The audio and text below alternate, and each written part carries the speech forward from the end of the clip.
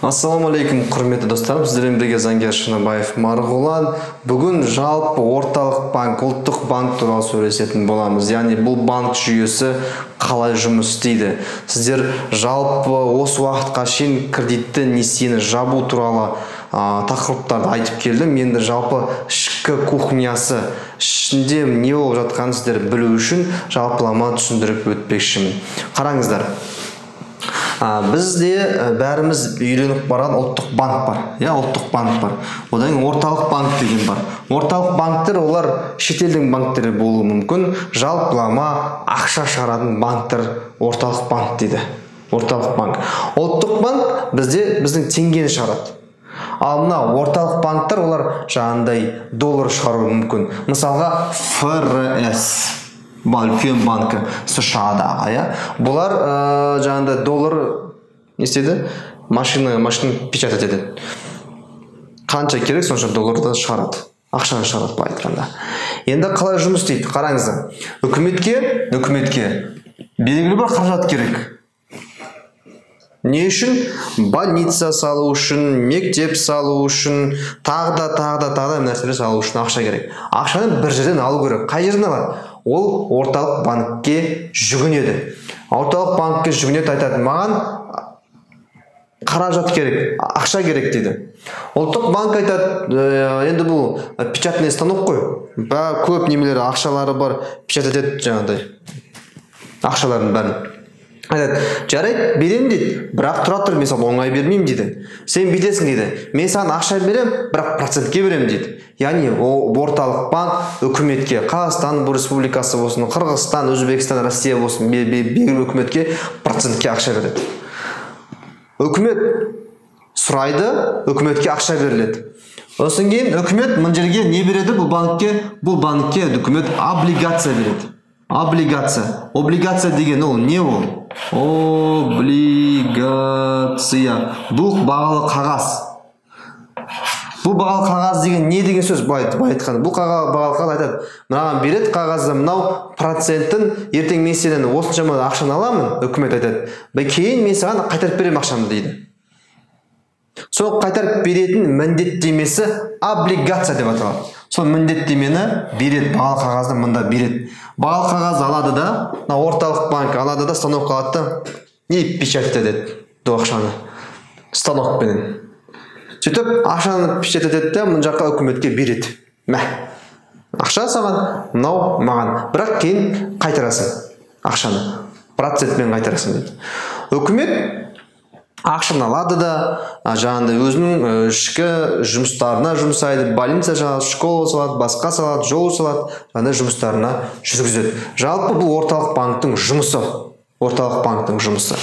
Енді орталық банк тек қана үкіметке ғана емес, қарапайым халыққа да ақша береді. Ал қарапайым халыққа ақша беру үшін, мысалға банктың, егер бірақ банк болса, бір орталық банк болмаса, ұлттық банк болса, қаншама адам осы бір банктың астында очередке тұратын еді, дұрыс па? Очередке тұрмас үшін ұлттық банк дейді, мынандай жеке банктер ашыңдар дейді, бизнесмендерге. Жеке банктер ашып қояды. Мына бір банк, мына бір банк, түрлі Центробанк, басқа бірдеңке, банк Центр кредит, Альянс банк, Каспий банк, неше түрлі банктер аш дейді. Сөйтіп, мысалға айтып отырмын, ашып қояды банктерді. Сөйтіп, ұлттық банк былай қарай не істейді? Бұларға ақша береді процентке. Ұлттық банк мына коммерциялық банктер процент береді. Бұлар өздерінің тағы да проценттерін қосады да, қарапайым халыққа не істейді? Кредит береді. Сөйтіп, қарапайым халық мына орталық банктың процентін төлейді. Мына ортада жеп отырған коммерциялық банктың процентін төлейді. Бүткіл проценттерді қарапайым халық төлеу керек болады. Былай қарай болса, орталық банк үкіметтен де процент алады, қарапайым халықтан да процент алады. Мысалға, келтірелік бір жеке тұлға машина алғысы келді. Не істейді? Барады банктен процент алады ақшаны. Ол проценттің 50%-ы мұнда кетеді, 50%-ы орталық банкке кетсе, 50%-ы мына коммерциялық банкта қалады. Доход болып. Түсініңіз ба? Осындай нәрсе. Енді осы мына жерде мынандай бар. Бұл жердің мына жердегі мысалы ұлттық банк өзінің учетный немесін жүреді, ставкасын жүреді. Яғни қандай процентке береді? Қандай процентпен берілу керек жалпы кредит? Өзінің ставкасын жүргізеді. Ол не үшін? Мысалға, қарапайым халықтарда кредит төлей алмай қалды. Төлеу мүмкіндігі жоқ. Қайтарылым кредит жоқ. Сол кезде мына орталық банк учетный ставканы не істейді?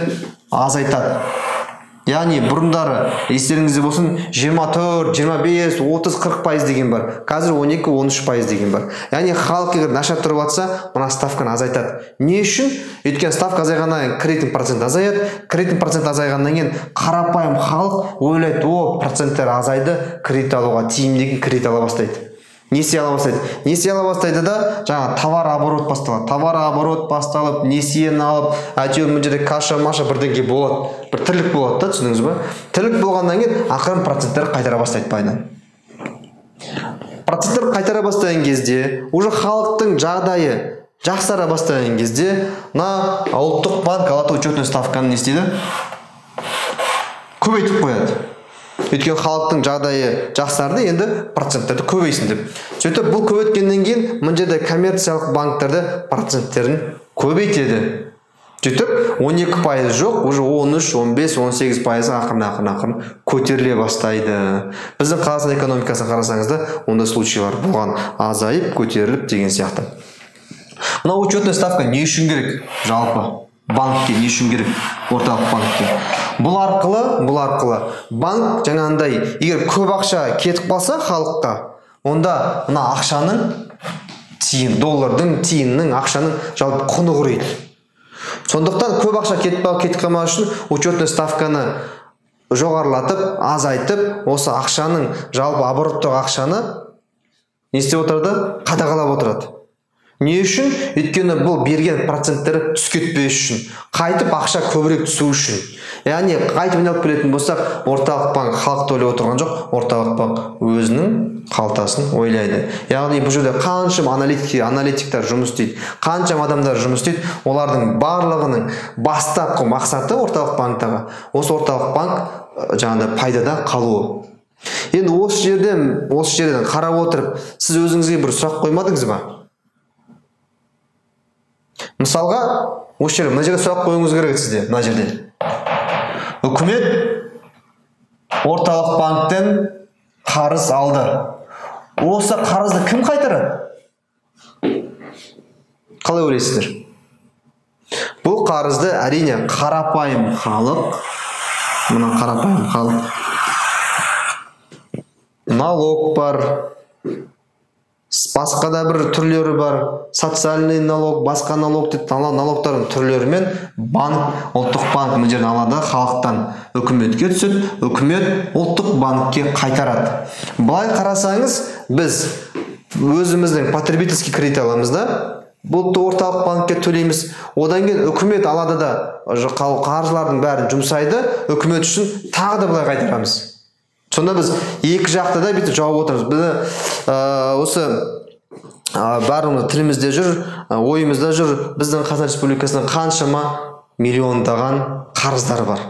Ол қарызды кім төлейді деген кезде, үкімет міне банктен алды, оны қарапайым халық төлейді. Енді қараңыз, бұл жерде не болады? Қарапайым халық, мына жерде кредиті бар. Одан кейін налогтарды бастау керек. Не істейді? Қарапайым халық кредиттен тағы да кредит, одан кейін тағы да кредит, одан кейін тағы да кредит, сөйтіп қарыздан қарызға кіре береді ары қарай. Біздің өзіміздің басымызда бар бір мысалға келіп отырған адамдардың ішінен несие алады, ол несиені жаба алмайды. Несиені жабу үшін басқа банктен несие алады.